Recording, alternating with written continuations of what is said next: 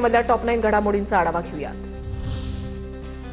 मुंबई शहर आणि उपनगरांसह ठाणे, रायगड, पालघर जिल्ह्यामध्ये उष्ण आणि दमट हवामान पुढील काही दिवस कायम राहणार। हवामान अभ्यासकांचा अंदाज बुधवारी आणि गुरुवारी मुंबईचं कमाल तापमान 38°C। पुणे शहरासह राज्यामध्ये वाढला उन्हाचा चटका। पुण्यामध्ये यंदाच्या हंगामातील सर्वाधिक तापमानाची नोंद। तापमानाचा पारा 36.8°वर। मध्य रेल्वेवरील धीमा ट्रॅकवर माटुंगा ते मुलुंड दरम्यान उद्या 4.5 तासांचा ब्लॉक। माटुंगा ते मुलुंड अप डाऊन जलद मार्गावर सकाळी 11:20 ते दुपारी 3:45 पर्यंत हा ब्लॉक असेल। सर्व जलद गाड्या धीम्या मार्गावर वळवण्यात येतील। मुंबई शहरातील भटक्या कुत्र्यांची संख्या नियंत्रणामध्ये आणणार। निर्बीजीकरण आणि रेबीज प्रतिबंधक लसीकरणाच्या उपाययोजनांना गती द्या। महापालिकेमधील बैठकीमध्ये महापौर रितू तावडे यांचे यंत्रणांना आदेश।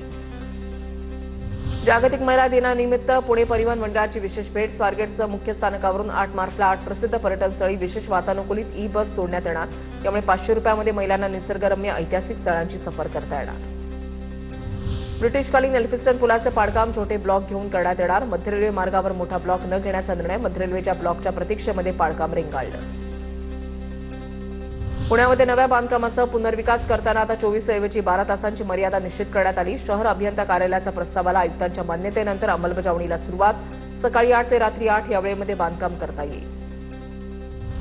पुण्यातील वाहतूक कोंडी मिटवण्यासाठी 45,000 कोटींच्या 7 महामार्गांना मंजुरी। यातील 4 कामांचं भूमिपूजन येत्या महिनाभरामध्ये होणार। केंद्रीय मंत्री नितीन गडकरींची माहिती। पुण्यामध्ये घरांची किंमत सरासरी 78 लाखांपर्यंत पोहोचली। मुंबई दिल्लीच्या तुलनेमध्ये पुण्यामध्ये घरांच्या किमतीमध्ये 44% वाढ। वाढीव दरांमुळे पुण्यामध्ये घर घेणाऱ्या सामान्य नागरिकांचा हिरमोड।